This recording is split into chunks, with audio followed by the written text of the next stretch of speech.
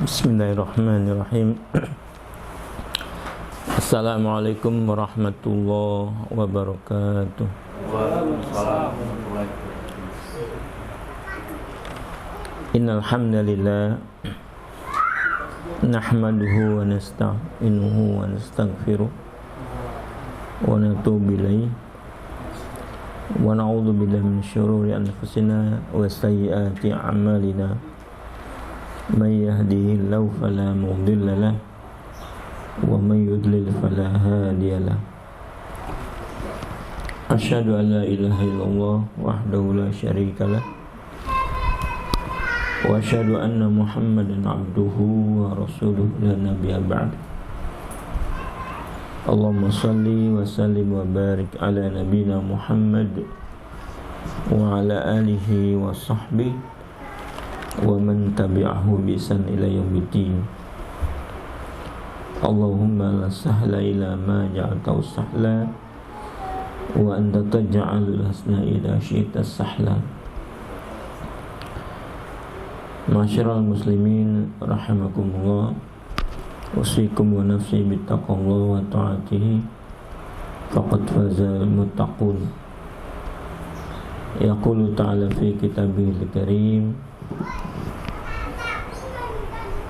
a'udzu billahi minasyaitonir rajim. Ya ayyuhalladzina amanu ittaqullaha haqqa tuqatih wa la tamutunna illa wa antum muslimun. Kita bersyukur kepada Allah Subhanahu wa taala dengan nikmat-nikmatnya kita bisa melaksanakan aktivitas beribadah sepanjang hari, sepanjang pekan, sepanjang bulan, sepanjang tahun. Kita isi untuk mensyukuri nikmat-nikmat Allah dengan beribadah, karena bentuk mensyukuri nikmat adalah seorang hamba dengan meningkatkan kedekatannya kepada Allah Subhanahu wa taala, yaitu dengan ibadah. Termasuk pada kesempatan pagi dan siang hari ini kita diperkenankan untuk beribadah dalam arti ibadah ammah.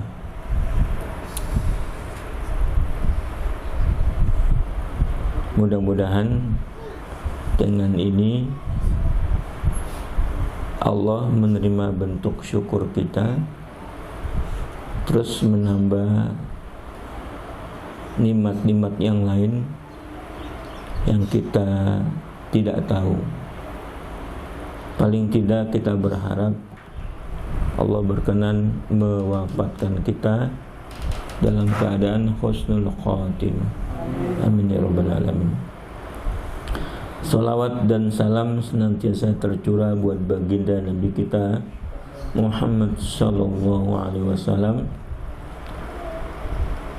beserta para keluarganya, para sahabatnya, dan juga tabi'in, dan siapa saja yang terus mengikuti beliau dengan baik sampai hari kiamat.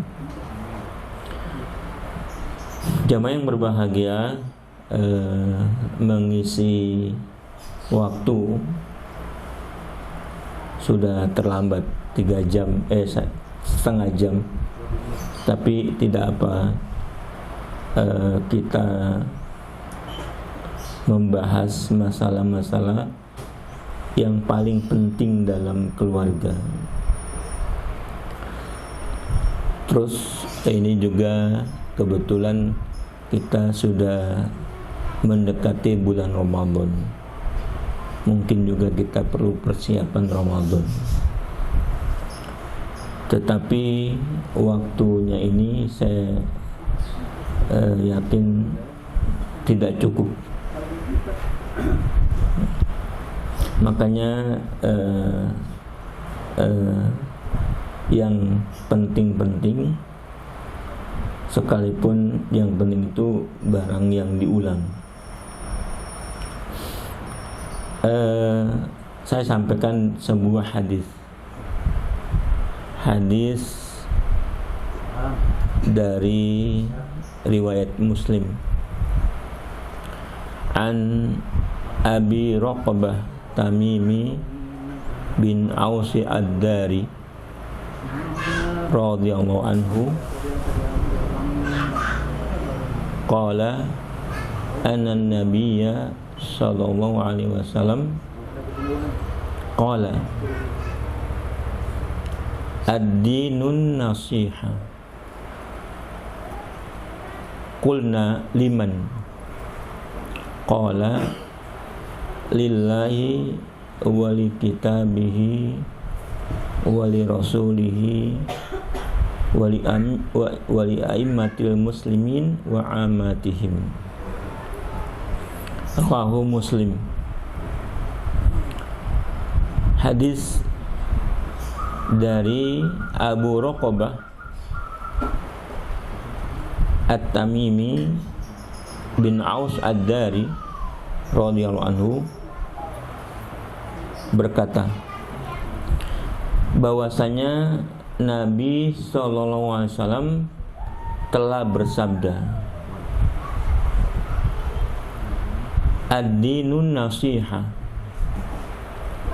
ad-din nasihat, ad-din agama itu adalah nasihat.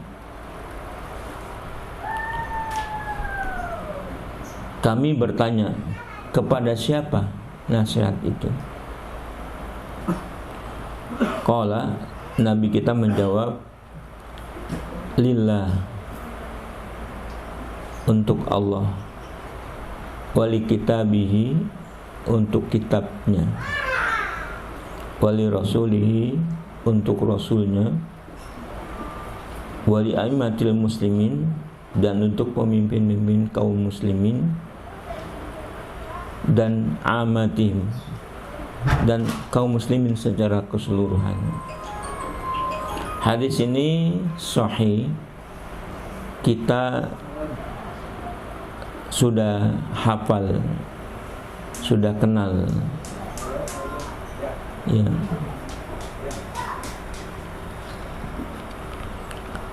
Yang perlu ditegaskan adalah makna hadis ad-dinun nasiha. Agama itu adalah nasihat.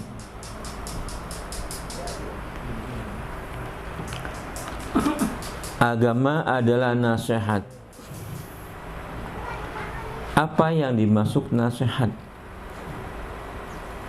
Kalau dilihat kalimat Nabi berikutnya, kalau diartikan nasihat yang kita pahami dalam bahasa kita, seakan tidak cocok, karena nasihat ketika Nabi tanya untuk siapa, jawab Nabi SAW, untuk Allah. Nah, pengertian kita memberikan nasihat, masa Allah diberi nasihat? Perlu diartikan arti yang lebih tepat makna nasihat.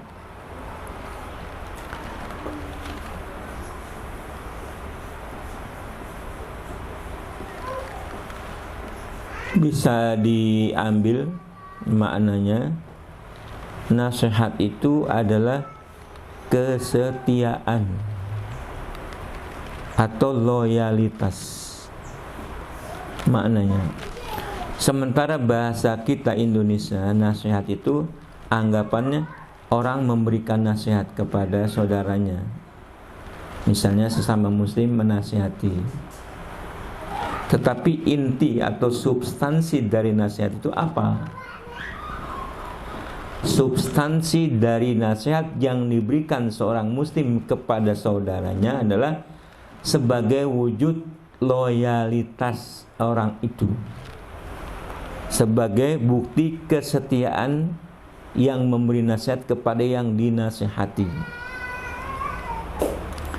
Karena kalau orang suka memberi nasihat kepada saudaranya, itu tandanya dia setia, peduli, loyalitas. Kalau tidak memberikan nasihat, seorang muslim cuek saja, maka nasihat itu bermakna substansinya adalah memberi loyalitas atau kesetiaan. Nah, dalam pengertian kita, nasihat sebenarnya adalah orang memberikan nasihat karena cintanya kepada Allah. Nah, dengan diartikan nasihat sebagai kesetiaan atau loyalitas, baru cocok dibawa kepada hadis ini. Ad-dinu nasiha, agama itu adalah loyalitas, kesetiaan. Ya, untuk siapa ya Rasulullah kesetiaan itu? Jawabnya pasti untuk Allah. Nah, yang makna nasihat barangkali perlu dicari dalilnya adalah dalam surat At-Taubah.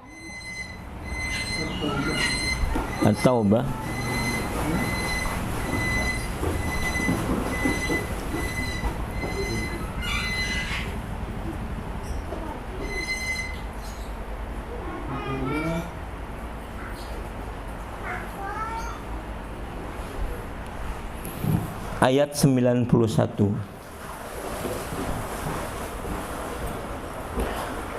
A'udzubillahi minasyaitonirrajim. Laisa 'alal du'afa wala 'alal marda wala 'alal ladzina la yajiduna ma yunfiquna harajun idza nasahu lillahi wa rasulih. Ma 'alal muslimina min sabil wallahu ghafurur rahim. Tidak ada dosa bagi orang-orang yang lemah atau yang sakit atau orang yang tidak mendapatkan bekal yang dia bisa bawa untuk menginfakkan. Ya, tidak ada dosa bagi orang lemah, bagi orang sakit atau orang yang tidak mendapatkan bekal selama idza nasahu lillahi wa rasul, selama mereka setia kepada Allah dan Rasulnya. Ini dalam keterangan menjawab bagaimana dulu kita ingat yang diartikan ini Abdul Azam. Bagaimana orang-orang ulama-ulama Saudi yang tidak ikut berjihad, termasuk yang cacat, misalnya Syekh bin Baz, dikatakan mereka tidak berdosa selagi mereka setia kepada Allah dan Rasulnya. Yang menyebabkan mereka tidak bergabung adalah karena kelemahan dan sakit. Sementara kita tahu bahwa Syekh bin Baz adalah buta. Nah, itu makna idza nasahu lillahi wa rasuli, selama mereka tetap setia kepada Allah dan Rasulnya. Maksudnya orang yang komitmen kepada Allah dan kepada Rasulnya, di mana orang beriman berada, itu sebagai bagian daripada kaum muslimin yang mesti dinasihati. Nah, apalagi kita sebagai muslim bersaudara, maka kalimat nasihat itu lebih cocok diartikan kesetiaan. Nah, kesetiaan kepada siapa ya Rasulullah? Kepada Allah. Nah, kalau loyalitas atau kesetiaan diberikan kepada Allah itu dasar agama. Kalau orang Islam sudah tidak loyal kepada Allah, sudah bubar Islamnya.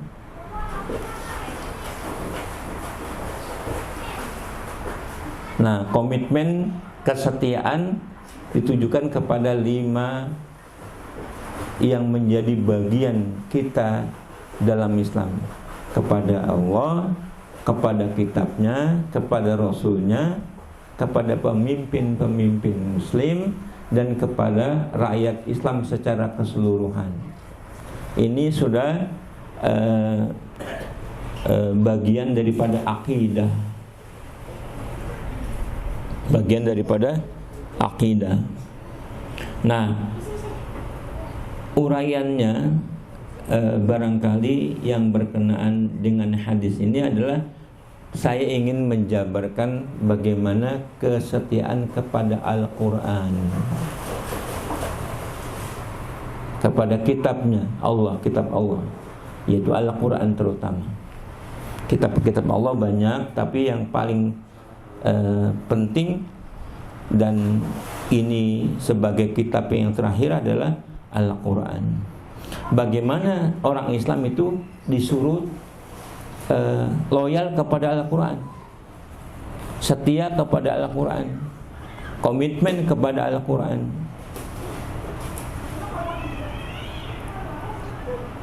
Nah, saya hubungan dengan Ramadan sebentar lagi kita dihadapkan kepada bulan yang penuh dengan ampunan, penuh dengan rahmat. Nah, Ramadan itu kan dijanjikan oleh Allah Subhanahu wa taala lewat lisan nabinya begitu istimewa. Maka yang pertama kali kita perlu ingat bahwa para salafus saleh dari kalangan sahabat, mereka berdoa setelah Ramadan supaya amal-amal mereka, ibadah-ibadah mereka diterima oleh Allah selama 6 bulan mereka berdoa. 6 bulan berikutnya supaya mereka disampaikan kepada bulan Ramadan. Jadi memang itu para salaf senantiasa berdoa supaya diterima ibadahnya Ramadan. Nanti 6 bulan berikutnya supaya dia disampaikan kepada Ramadan. Maka doa yang paling terkenal, Allahumma barik lana fi Rajab wa Sya'ban wa balaghana Ramadan. Ini bukan hadis. Bukan hadis. Ya Allah, berkahilah, sehatkanlah kami di bulan Sya'ban, di bulan Rajab dan Sya'ban, dan sampaikanlah kami kepada Ramadan. Bukan hadis, tetapi biasa diucapkan oleh para salaf dalam berdoa. Ya, menandakan mereka semakin dekat Ramadan tetap berdoa kepada Allah Subhanahu wa taala. Nah, karena mereka para sahabat, para tabi'in itu tahu, karena Nabi pernah bersabda begini, man shoma ramadhana imanan wa ihtisaban ghufira lahu ma taqaddama min dhanbi. Barang siapa yang saum Ramadan karena iman dan ihtisaban, maka dosa-dosa yang lalu akan diampuni. Begitu juga qiyamnya. Nah, para tabi'in itu kalau sudah menyangkut ampunan, mereka cari, mereka kejar.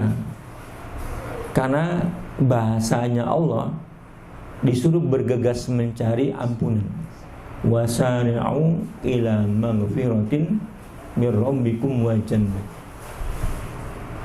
Kejarlah oleh kamu, carilah oleh kamu, berusahalah dengan kamu untuk mencari ampunan Allah.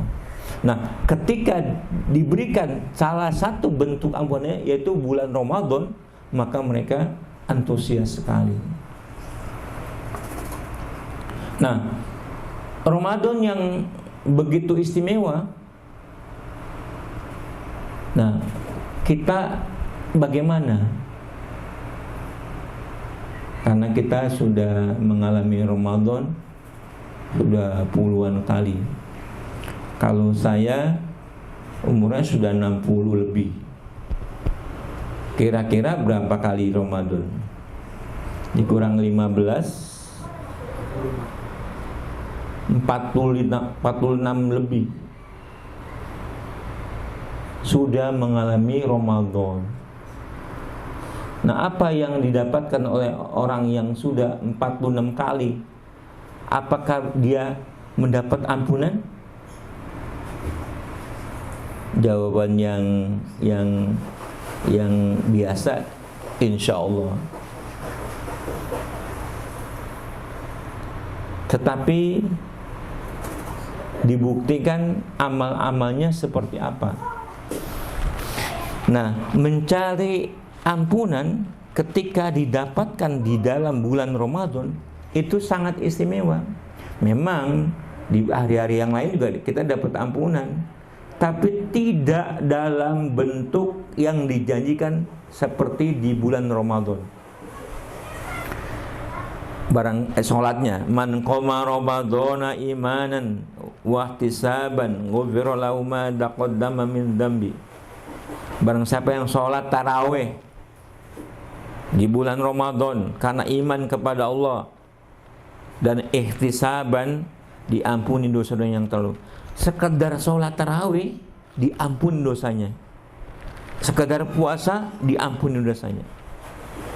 Nah, sekedarnya itu bagaimana?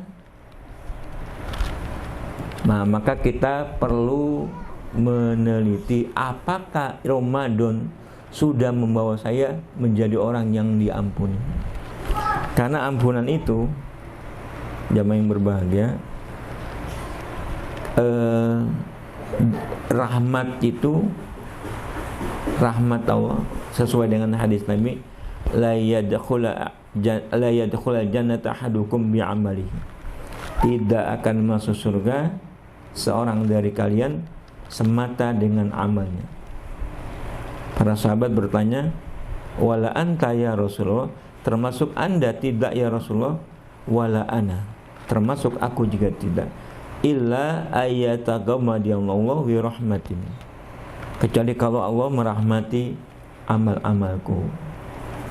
Nah, rahmat itu bagiannya adalah ampunan, termasuk rahmat Allah Subhanahu wa taala. Orang masuk surga dia bertakwa. Sesuai dengan banyak ayat. Atau seseorang masuk surga karena mendapat ampunan dari Allah.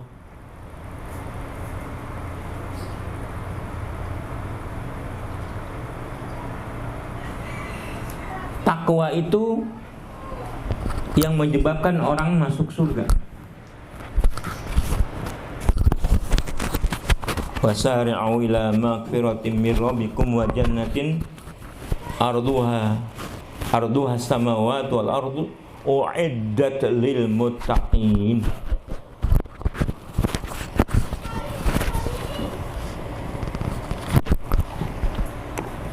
Disediakan surga untuk orang bertakwa. Kalau seseorang mencapai derajat takwa, menurut Allah Subhanahu wa taala, takwanya itu udah pasti dia masuk surga. Nah, kebanyakan sekalipun sahabatnya, sekalipun tabi'in, itu ketakwaannya sudah tidak diragukan lagi, tetapi mereka masih merasa lebih baik kita mencari ampunan. Nah, itu yang bisa dilakukan. Kita cari ampunan. Kalau takwa terserah Allah apakah seseorang sampai atau tidak. Tapi kalau ampunan itu harus dicari. Makanya peluangnya antara bertakwa antara dapat ampunan. Seseorang pasti punya dosa. tapi diampuni atau tidak dia? Maka ampunan itu perlu dicari. Nah, berkenaan dengan Al-Quran, bulan Ramadan adalah bulan Quran, Syahrul Quran. Bagaimana seseorang menjalani Ramadan? Itu diuji. Kita harus lebih baik tahun ini daripada tahun lalu. Kalau Allah sempatkan ketemu lagi, tahun depan lebih baik dari hari ini. Maksudnya segala sesuatu harus kita niatkan, kita tekadkan menjadi lebih baik hari demi hari. Nah, kita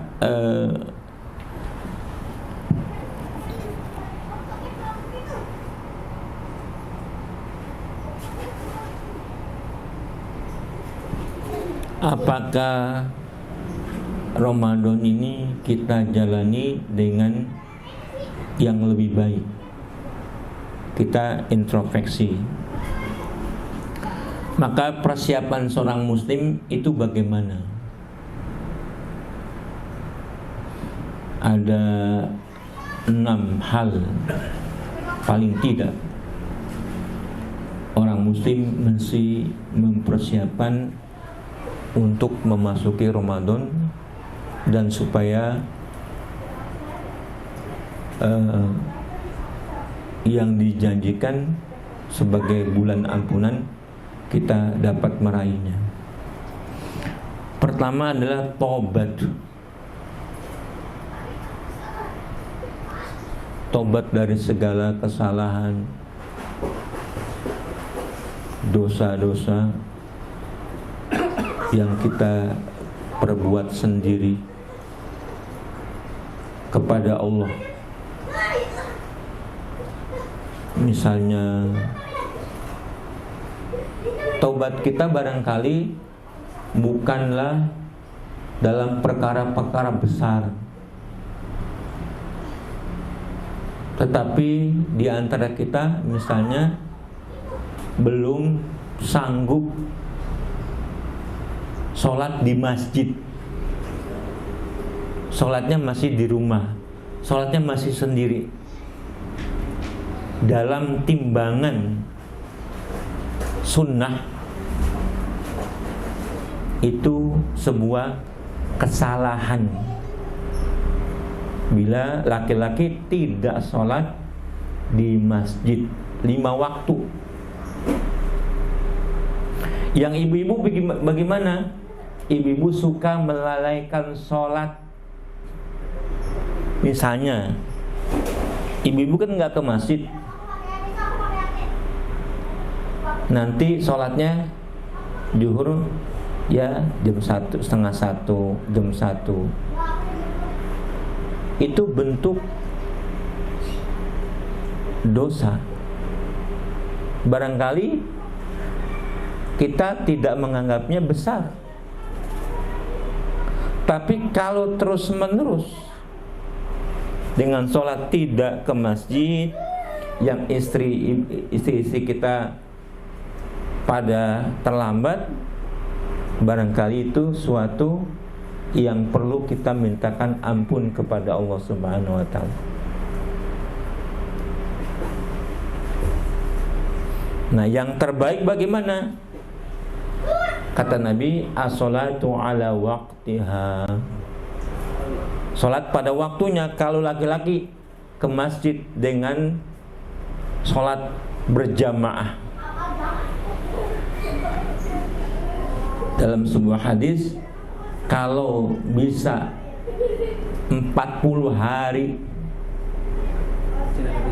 tidak ketinggalan takbiratul ihram bersama imam, dijamin dia dapat dua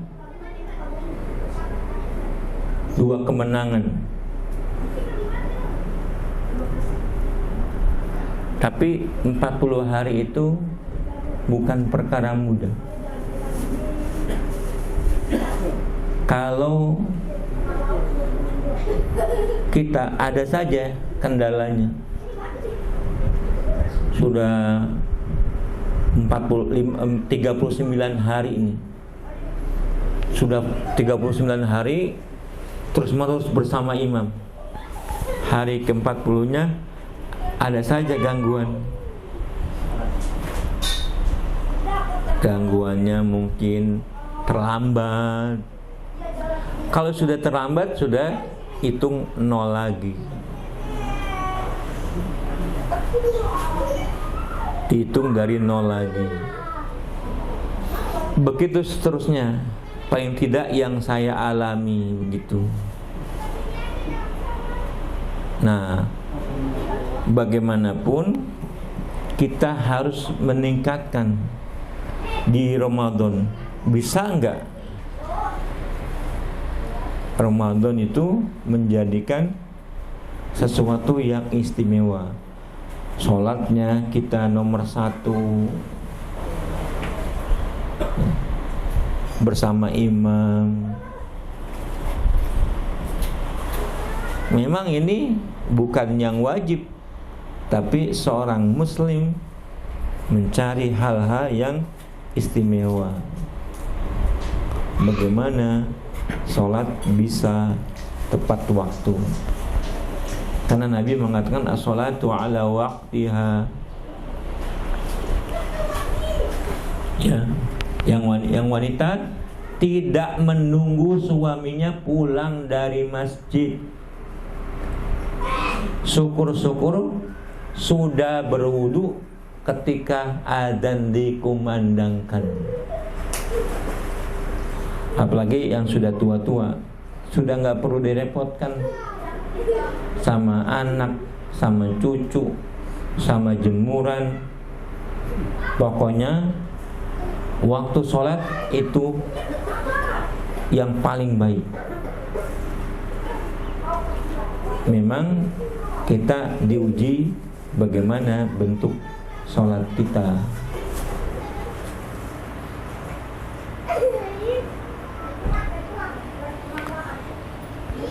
Taubat dari dosa-dosa. Kalau kita tidak melakukan pelanggaran-pelanggaran syariat, mungkin kita menunaikan amal-amal soleh, kewajiban-kewajiban belum tepat waktu, belum maksimal, belum sebagaimana Nabi mengisyaratkan kalau perbuatan itu jadi istimewa. Kita perlu taubat kepada Allah Subhanahu wa taala. Kita berjanji untuk memperbaikinya mulai hari ini. Itu adalah bentuk taubat. Kembali kepada Allah, kembali kepada Rasulnya. Segala yang dibilang oleh Allah dan Rasulnya itu lebih baik, lebih baik, lebih baik, sekalipun itu bukan kewajiban, hanya bentuk keistimewaan, kita usahakan mendapatkannya. Terus kesalahan kita juga karena di antara kita masih tidak melaksanakan yang sunnah-sunnah. Oh, hukumnya kan sunnah apa hukumnya? Dikerjakan berpahala, tidak dikerjakan tidak berdosa. Itu kata fikih. Kalau kata pengertian sunnah apa? Itu dicintai oleh Nabi, perkara mandub. Ya. Yang sunnah-sunnah, misalnya Nabi tidak pernah meninggalkan sholat sunat kalau dia lagi mukim. Yang sholat sunat apa tuh? 12 rakaat di dalam satu hari satu malam. Itu kita kejar. 12 rakaat apa saja tuh? Zuhur sebelumnya 4 rakaat, ba'diyahnya 2 rakaat, asar tidak ada, maghrib setelahnya 2 rakaat, isya setelahnya, sama subuh qoblah 12 rakaat. Nabi tidak meninggalkan sholat sunat yang 12 rakaat kalau sedang mukim.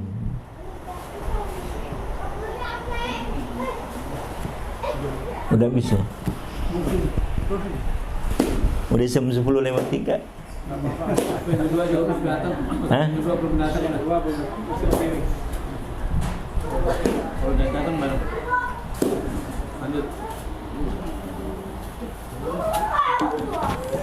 Nah, itu sholat sunat. Nah, kita menganggapnya mulai itu penting karena tujuannya mencari ampunan.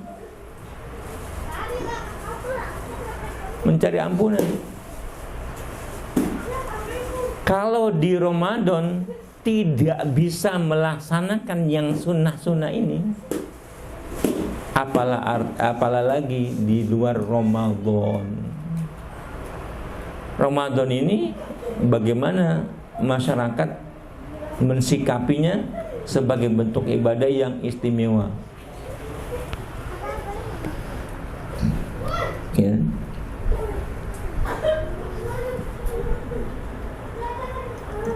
Ibadah-ibadah yang sunat kita anggap wajib. Menganggap ibadah sunat itu wajib itu boleh bagi orang-orang yang mendekatkan diri kepada Allah Subhanahu wa ta'ala, asal tidak diajarkan kepada orang lain, mewajibkan dirinya dalam ibadah-ibadah hariannya.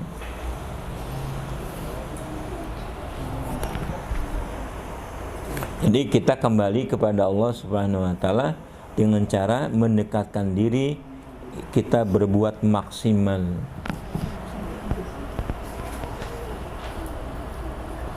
Yang kedua, persiapan yang kedua,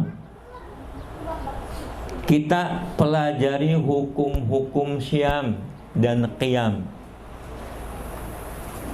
Selama ini kan kita lagi-lagi ditanya, ini kalau begini batal nggak Ustadz? Kalau ini batal nggak Ustadz? Seorang muslim tidak pernah bertanya lagi. Itu tandanya yang bertanya nggak paham, nggak mau mempelajari. Padahal fikih siam Rasulullah bagaimana, sholat malamnya Rasulullah bagaimana, itu udah menjadi makanan harian kita. Nah, kalau kita lihat 40 tahun masih tanya yang begitu-begitu saja, kita tandanya tidak memperhatikan syariat ini. 40 tahun masih bertanya, ini kalau ini batal nggak Ustaz? Kalau ini boleh nggak Ustaz?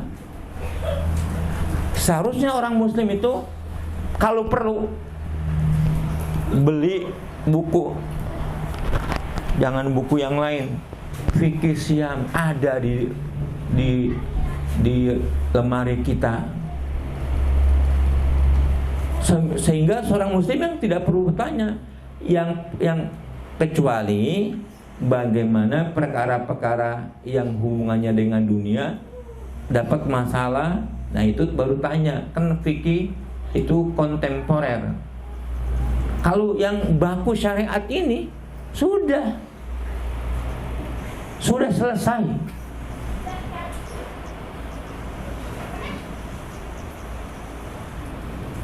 Ini jangan itu, ustaznya ditanya lagi, emang boleh nggak, batal nggak?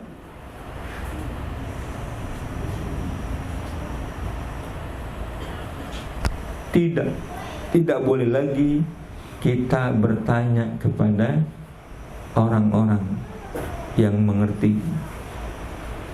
Ini syariat, puasa syariat, sholat syariat. Mesti kita sudah menguasai. Jadi kita bukan sekedar puasanya kita jalankan, bukan sekedar sholat tarawihnya, tapi memahami. Apa orang yang memahami dengan orang yang tidak memahami? Kan derajatnya beda. Qul la yastawil ladina ya'lamuna wal ladina la ya'lamun. Katakanlah tidak sama orang yang mengetahui dengan orang yang tidak mengetahui. Orang yang beribadah dengan mengetahui dalil-dalilnya tidak sama dengan yang beribadah hanya ikut-ikutan. Padahal sama-sama beribadah, sama-sama sujud, sama-sama puasa, tapi orang yang mengetahui tidak sama dengan orang yang tidak mengetahui. Nah, maka belilah buku-buku Syam dan Qiyam bagi kita. Karena dalam buku-buku Syam fikih itu sampai detailnya kita baca sebagai konsumsi harian. Jadi persiapan ini masih ada waktu kita mempersiapkan diri mengetahui hukum-hukum tentang Syam dan Qiyam.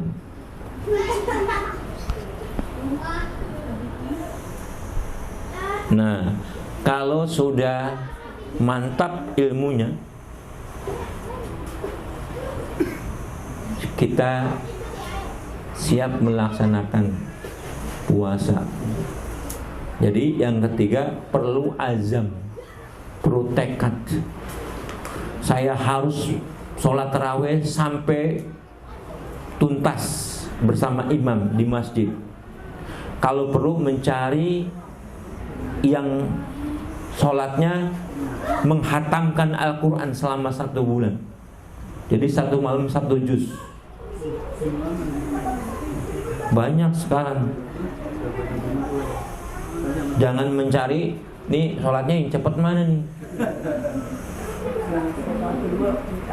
Kita sudah lewat begitu. Ini kalau sholatnya imamnya lama sedikit bacanya udah kasih isyarat isyarat itu gak boleh loh. Itu kan suara dari WC itu.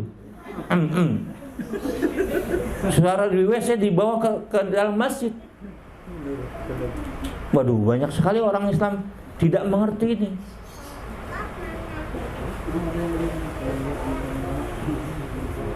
Coba kalau pas jadi imam digituin, bisa jadi perkara itu.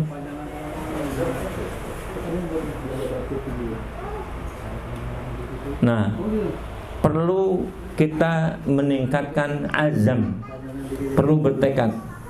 Sholatnya begitu. Terus selama puasa, kalau sebelum ini kita 1 hari 1 juz baca Quran, di Ramadan satu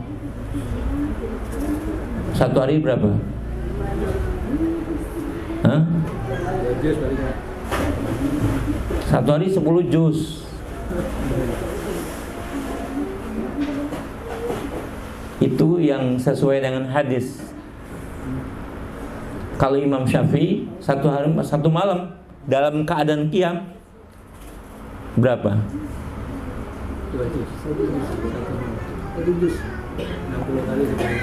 1 malam 2 kali khatam Quran. Imam Syafi'i. Jadi 1 bulan itu bisa 60 kali khatam Quran. Ya bacanya gimana nggak tahu deh.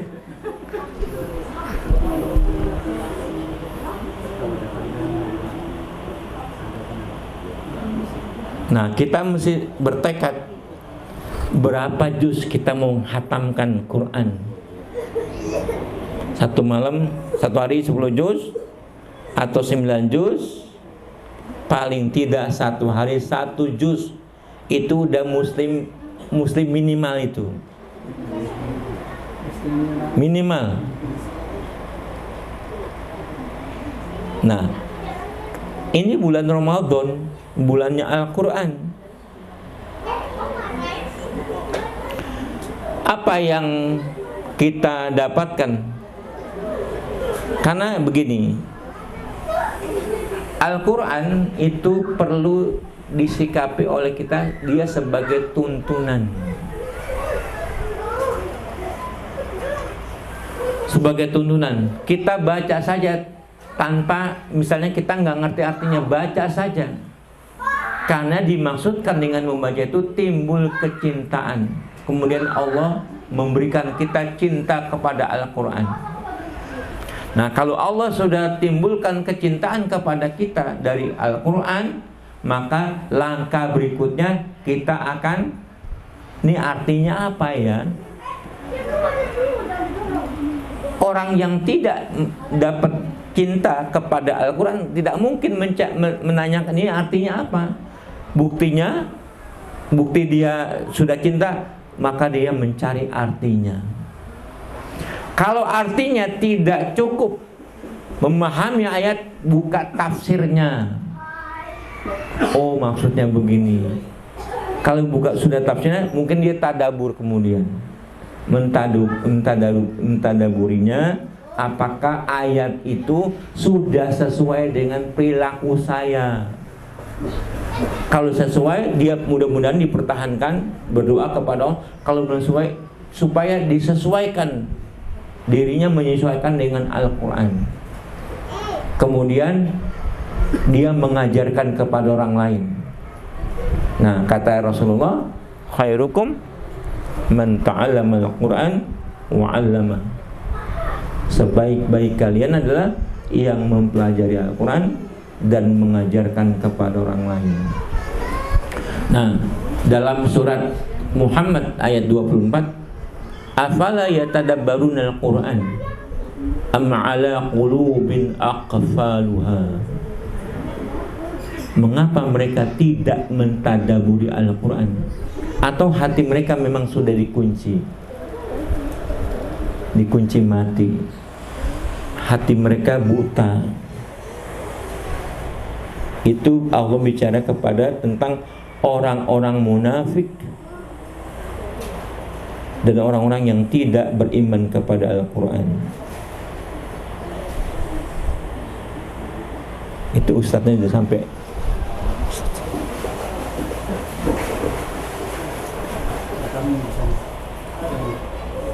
Nah, kata Ibnu Qayyim al-Jawziyah rahimahullah, idza tahurat qulubuna ma syabiat min tilawatil Quran. Kalau hati kita bersih, tidak akan pernah puas terhadap Al-Quran. Ahlan wa sahlan. Ustaz. Ya, kalau hati kita bersih, tidak akan pernah puas dengan Al-Quran. Nah, kita kalau lagi baca Quran, padahal kita senggang, kita longgar, nggak ada kesibukan lain, udah cepet-cepet pengen menuntaskan, itu tandanya hati kita tidak bersih. Karena hati yang bersih tidak pernah puas terhadap Al-Quran. Terus saja membaca. Kalau dia berhenti karena ada kesibukan yang lebih wajib, yang lebih penting. Seperti sholat itu. Sholat juga begitu. Kalau kita pengen cepat-cepat memutuskan, sementara tidak ada pekerjaan lebih penting, tanda hati kita tidak bersih. Kenapa? Suasana di dalam sholat lebih baik dari yang lain. Maksudnya kalau hati kita bersih kan cocok, enak terus. Kecuali ada kesibukan lain yang lebih penting. Maka Rasulullah mengatakan, arihna bis sholat ya Bilal. Berikan istirahat kepada kami dengan sholat ya Bilal. Maka perlu ditanya lagi, bagaimana sikap kita kepada Al-Quran. Tadi hadisnya, ad-dinun nasihat. Ad-din adalah loyalitas. Untuk siapa? Di antaranya untuk Al-Quran. Sejauh mana kita mensikapi Al-Quran. Demikiannya, karena ustadznya sudah datang, saya cukupkan sampai di sini. Nanti bertanya kepada ustadz hal-hal yang disampaikan tadi. Lebih kurang mohon maaf. Aku qouli hadza wa astaghfirullahi wa lakum wa li sairil muslimina wal muslimat fastaghfiru innahu al-ghafurur rahim. Subhanakallahumma rabbana wa bihamdika asyhadu an la ilaha illa anta astaghfiruka wa atubu ilaik. Assalamualaikum warahmatullahi wabarakatuh. جرحها فينا وذكراه تناغينا ألا أين الميامين